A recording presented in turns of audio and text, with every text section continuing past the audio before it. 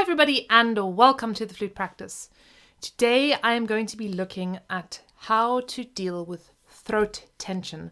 This is a problem I have seen so many flute players struggle with.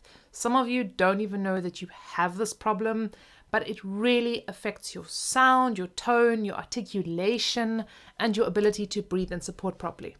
Now, if you are not sure whether or not you struggle with this problem, some of these little exercises are going to actually help you identify the problem as well.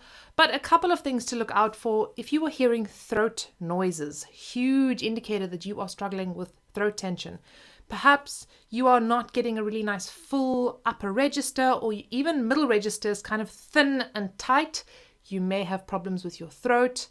Sometimes if you are struggling with articulation, this might also be a sign of throat tension. And the other big one is that you maybe feel like you never get quite enough air, or that your breaths aren't full enough or big enough, or that you're just not getting through those phrases with good air and support. I'm not going to go into like the full anatomy here, but the throat and this whole area is incredibly complex and amazing and beautiful, and I'm going to hopefully show you that in this little diagram of all these muscles that are involved here, and they are all overlapping, and your muscles that are in your throat are connected to your breathing muscles, your shoulder, your chest muscles, and they're connected to your tongue, your jaw, and your embouchure. So you can just imagine how much tension here is going to affect everything else. This is important because we're going to use some of these exercises that are going to not directly involve necessarily releasing this area, but actually helping release some other areas that will possibly affect your throat. So the first really great exercise, and I have said this 1,000 times and I'll say it another 1,000 times, is just good old singing and playing.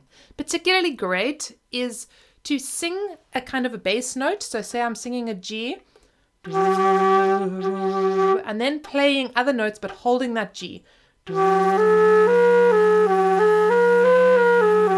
This is really training independence of the throat and the embouchure, which is something we really struggle with. I've done a whole video on singing and playing, so if you want to explore this more, I'm going to just send you straight to that video. Here it is coming up right now. Go check that out. Have some fun with this awesome skill. This kind of ties in a little bit with that jaw and the connection between the throat and the jaw we were speaking about. A really nice way to release throat tension is to think of releasing the jaw. So just opening up, and you're going to feel like a feeling of a more openness in the mouth.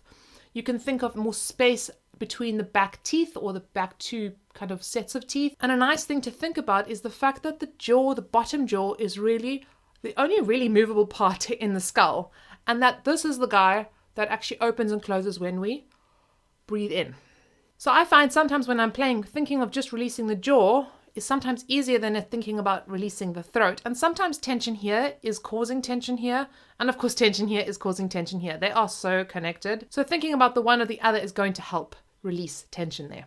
A really important thing to think about when you're dealing with throat tension is looking at how you breathe in. Now, when I first discovered that I had a little bit of throat tension, the big thing I worked on was how I was breathing in. And I discovered that I was breathing and just holding my shoulders and holding up here ever so slightly. And this was causing a little bit of tension here. And you can feel this naturally. If you breathe in and kind of think about lifting your shoulders, you'll feel immediately a kind of a holding and a tension up here. So a nice little technique that I've also recently spoken about is this yawning technique. So we think about a yawning kind of a breath. This is a great way to really open up this whole throat area. And it's really nice because we're focusing once again, not necessarily on like releasing the throat, but rather focusing on a really good open breath. So often with these problems is we don't kind of need to deal with the problem itself. That's often a symptom of other things going on.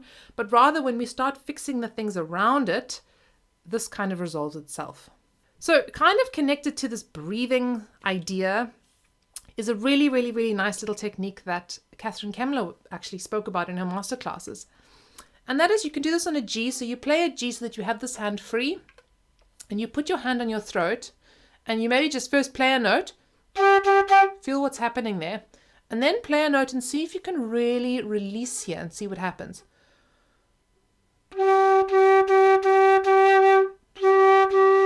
And see if you can totally release and how that feels.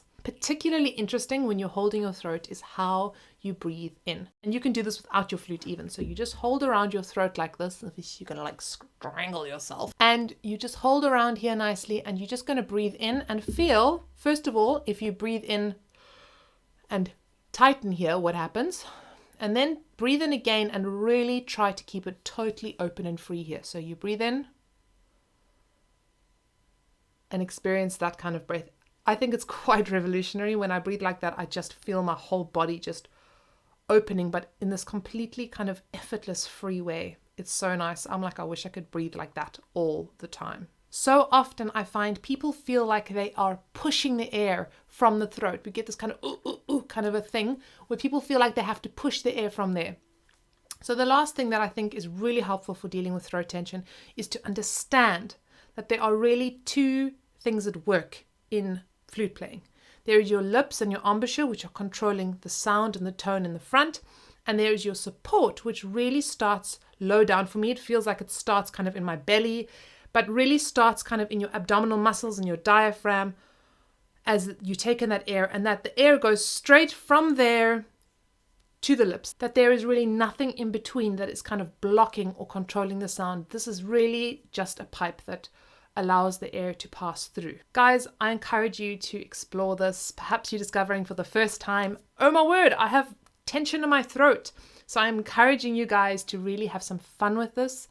I also want to encourage you guys to join some of our other communities. So go check out, I've got a Facebook page, I've got an Instagram page, and there I'm often sharing my day-to-day experiences as a flutist, as a teacher, as a player, and sometimes just as a human being. Until then, everybody, happy practicing and see you next time.